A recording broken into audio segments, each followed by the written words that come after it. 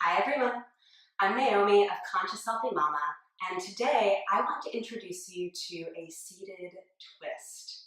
Sounds kind of lovely, doesn't it? Seated twist, like you don't actually have to get up off the ground. Okay, so seated twists are really wonderful poses. They're wonderful poses just for stimulating a little bit more length and movement in your spine, really great for opening and expanding your lungs and your chest, and just really kind of lovely poses in general. So let's get after it. So take a seat and extend your legs straight out in front of you. Okay, now there are two ways to do twists depending on how mobile your hips are and just how much space you have in your body. So bend your left knee, and the first version is to keep your left foot on the inside of your leg. Okay, the second version is to cross your left foot over your right leg. Both are equally fine. If you cannot put your left foot on the floor on the outside of your right leg, you should definitely keep your foot on the inside of your leg. But like I said, one is not better than the other. Okay, this one just gives you a little bit more room for your torso to move. And this version with your foot crossed over your leg is just a little bit tighter. Okay, so it's a good opportunity to ask yourself, like, what feels good and what is possible for my body? Okay, for the first side, I'm going to show you foot on the inside of the leg. So you can take your right hand and hold onto your calf muscle. Take your left hand behind you. Now, it's also really important to be aware of what your right foot is doing. So you want to make sure that your right foot and the toes are pointed up towards the ceiling. Okay, now root your hips down and stretch up through your spine. So you want to get really long through your torso, just like you did in Cobra Pose, and in Warrior 3, and in Vashisthasana, and in Downward Facing Dog. Okay, and all of the other poses. Okay, get really long through your spine. And then using your hand on your shin, you can very gently twist your belly and then your chest towards your left leg and even towards the back. Now what you don't want to do is just turn your head. Okay, you do see the difference between like moving my torso and just looking over my shoulder? If I just look over my shoulder, that's a neck twist, which does not feel so great. But if I move my torso, that actually does feel like there's something happening in my body. So my right leg stays active. I'm using my hand against my shin to pull, and I move my torso, and then I can turn my head.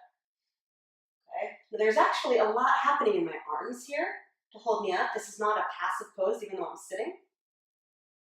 Okay, and then I'm going to inhale and come on back to center.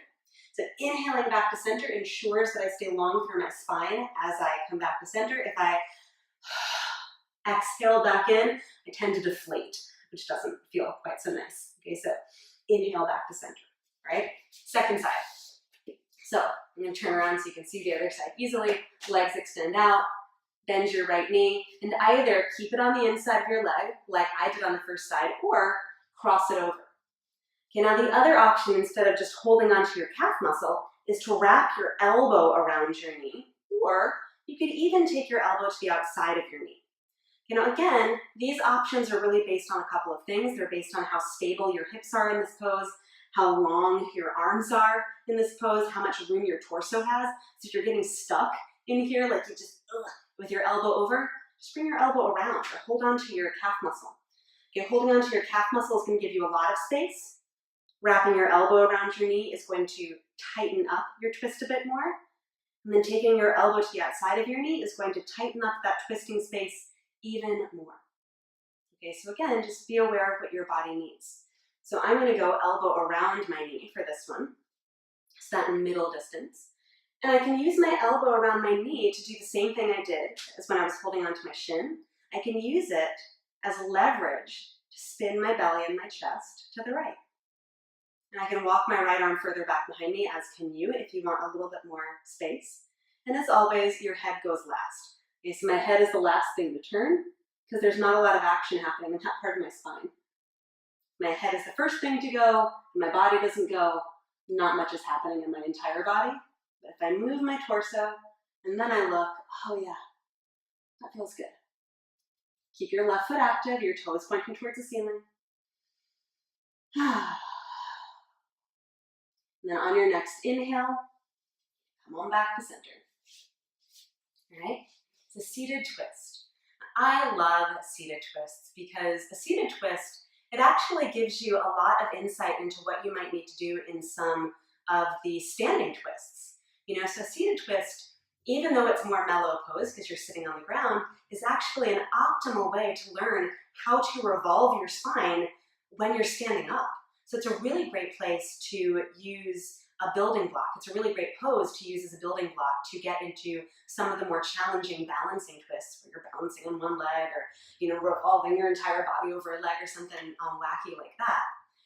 These seated twists, though, are also really great for just unwinding your body after a really long day, or even waking you up in the morning if you're feeling really tired. Twists are incredibly versatile like that. So use the seated twist in whatever way your body needs it right now.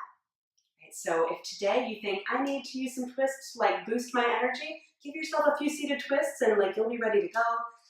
If you're feeling like, you're a little bit tired and need to chill, just sit, and you can even do it seated in a cross-legged seat. Bring your hand to the outside of your knee. Bam, twist. Ah. That's the angels singing, not me. That was the angels. Back to center, and you go the other way. So a really basic seated twist here too. Can just be a really great way to bring your body down just a little bit. So hopefully this little video has been a useful introduction to seated twists for you.